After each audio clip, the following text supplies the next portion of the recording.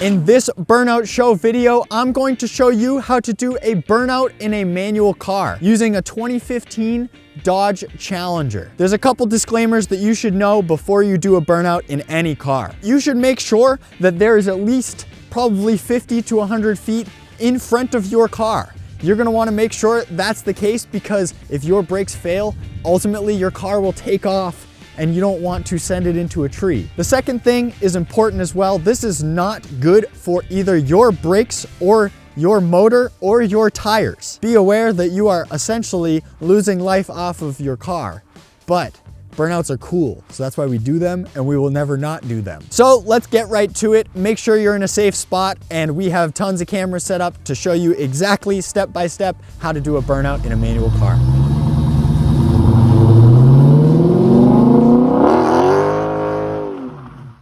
So first you need to understand what a burnout is. So whether you're trying to do a burnout in a front wheel car or a rear wheel car, that will differ. However, you want to spin tires while also braking the car and not going anywhere. You actually need to brake in order to keep your car from moving and also press the accelerator pedal in order to keep your tires spinning. It's a weird combination and something that your car's not used to doing, and your feet are also not acclimated to do. So it's a little tricky.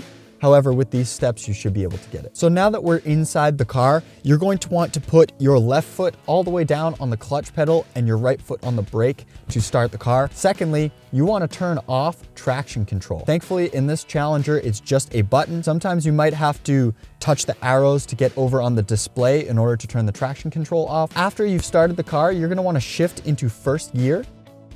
What you're going to want to do is play it according to how sporty or not your transmission is. So in this Dodge Challenger, I can bring the RPMs up to about 2,500, maybe 3 grand, drop the clutch, continue on the gas pedal, and that will allow the tires to keep spinning. Then I quickly will bring my left foot from the clutch pedal to the brake, hold the car in place the best I can, and continue to press the gas pedal to spin the tires. It's going to be a weird sequence of making sure that you're at the right RPMs, letting off, pressing on the brake with your left foot, and continuing on your right foot on the gas. It's unusual because you're not used to using your left foot on the brake pedal. However, you're going to want to move your left foot from the clutch to the brake pedal in order to prevent the car from moving forward. Ultimately, you're stopping the car while spinning the tires with the accelerator pedal.